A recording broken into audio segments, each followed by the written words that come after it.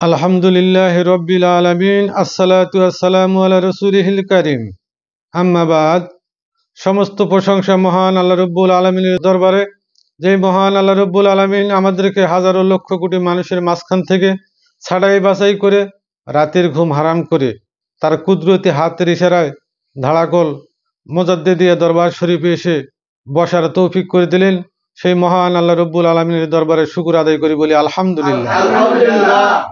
পাশাপাশি দরুদ ও সালাম আকাইদে নামদার তাজদারে মদিনা হযরত আহমদ মুস্তাফা মোহাম্মদ মুস্তাফা সকলে বলি সাল্লাল্লাহু আলাইহি ওয়াসাল্লাম।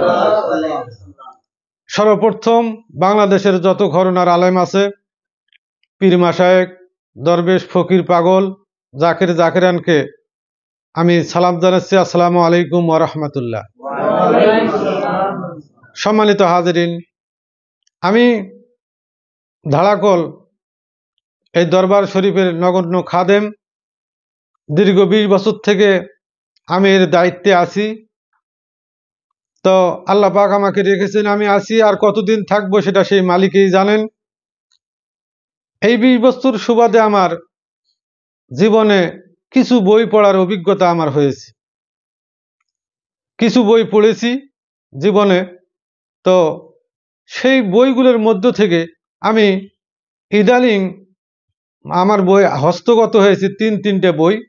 আমি এই বইগুলো সম্পর্কে বাংলার মুসলমান এবং বিশেষ করে যারা তরিকাপন্থী আছেন তাদের জন্য অতীব জরুরি।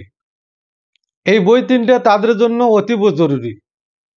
সেটা হলো, এমন একজন এই বইয়ের লেখক যিনি বাংলাদেশের তরিকত জগতের একজন উজ্জ্বল নক্ষত্র।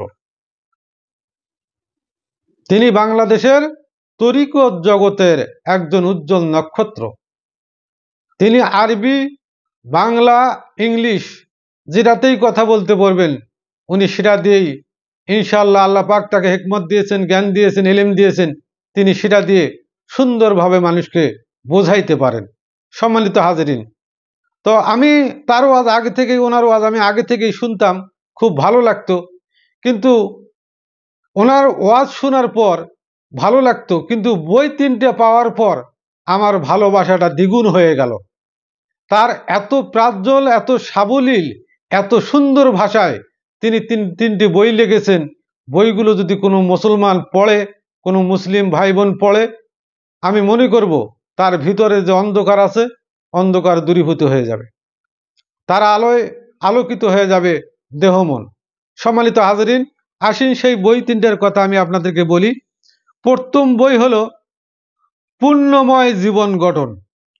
পূর্ণময় জীবন গঠন, পূর্ণময় জীবন গঠন বইটি লিখেছেন ডক্টর সৈয়দ মোহাম্মদ ইনায়েতুল্লাহ আব্বাসী ওয়া সিদ্দিকী সাহেব, যিনি বাংলার একজন প্রখ্যাত আলেমে দ্বীন, যার পরিচয় নতুন করে দেওয়ার মতো কিছু নাই। তারপরে আসেন, উনি আর একটা বই লিখেছেন, সেটা হলো নির্বাচিত তাফসির সূরা ফাতিহা। তো লিখেছেন ডক্টর সৈয়দ মোহাম্মদ ইনায়েতুল্লাহ আব্বাসী ওয়া সিদ্দিকী সাহেব, এই নির্বাচিত তাফসির সূরা ফাতিহা।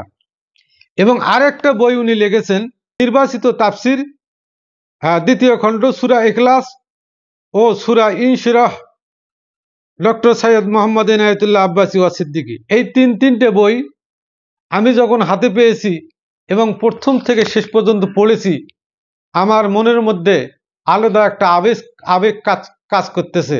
এত সুন্দর, এত প্রাঞ্জল ভাষায় বইয়ের মধ্যে তিনি তার ইলমটাকে এমনভাবে উপস্থাপন করেছেন, মনে হয় যেন আমি তার সাথেই কথা বলছি।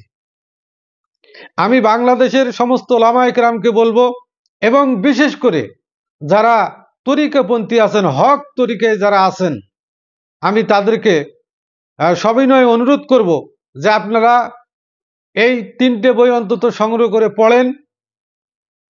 যিনি অক্লান্ত পরিশ্রম করে মুসলিম উম্মার জন্য যে বইগুলো লেখে অবদান রেখে যাচ্ছেন, এটা অনস্বীকার্য। আমি ব্যক্তিগতভাবে উনি আমাকে চেনেনও না, আমি শুধু মোবাইল ওনাকে দেখেছি, ওয়াজ শুনেছি, এবং এই 2-1 দিন আগেই আমি এই বই 3টে পেয়েছি।